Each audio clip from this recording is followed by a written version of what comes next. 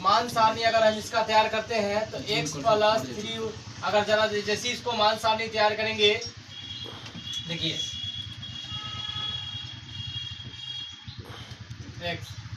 x का मान अगर हम 0 रखते हैं तो y का मान कितना आएगा, 3 दूना 6। अगर हम फिर यहाँ पे y का मान 0 रखते हैं तो x का मान कितना आएगा, 6। इस समीकरण से हो गया। और फिर पुनः समीकरण से लेंगे, देखिए तो समीकरण है 2x माइनस 3y बराबर 12। ठीक है, तो जरा ध्यान दीजिए आप, इसका अगर मान सारणी हम तैयार करते हैं, इसका अगर मान सारणी हम तैयार करते हैं,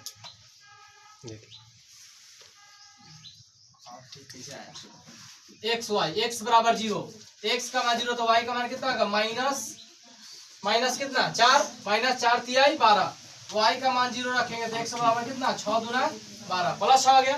अब जरा ध्यान दीजिए, अब इसको हम क्या करेंगे, एक्स और वाई को देखिए हम मान सारणी कैसे, इसका ग्राफ कैसे खींचते हैं।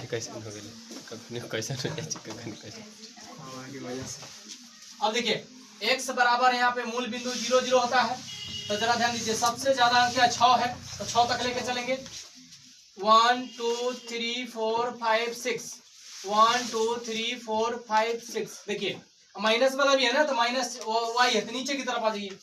1 2 3 4 5 6, 1 2 3 4 5 6। ठीक है, अब देखिए इस समीकरण 1 से चलते हैं, समीकरण 1 से, और समीकरण 2 है 2 को। तो समीकरण 1 से देखिए x का मान 0 है, y का मान कितना है 2 है, तो y का मान 2। तो देखिए y ऊपर जाएगा तो 1 2, तो 2 यहाँ पे आ गया।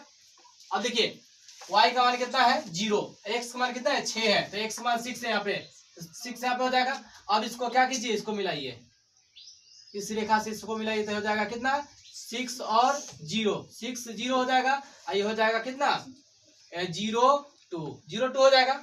अब देखिए समीकरण 2 से, इक्वेशन नंबर 2 से चलते हैं, तो इक्वेशन नंबर 2 से चलेंगे तो देखिए यहाँ पे x बराबर 0 है तो y का मान -4 है, तो -4 नीचे की तरफ आएगा, -4 नीचे की तरफ है ना, डैश वाला जिसमें होगा वो माइनस होता है। जरा ध्यान दीजिए 1 2 3 4 -4 तो यहाँ पे आ जाएगा।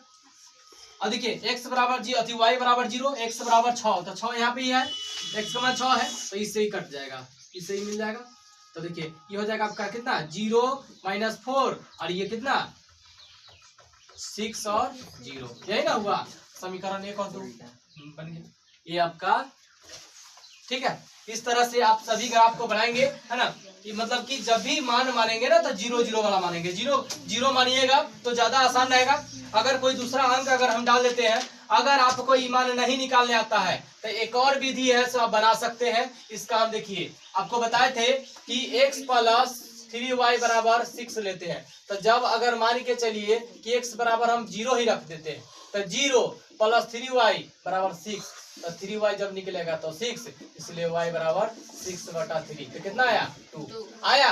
अब देखिए y बराबर फिर 0 रखेंगे तो x प्लस 3 × 0 बराबर 6, तो x बराबर कितना +6।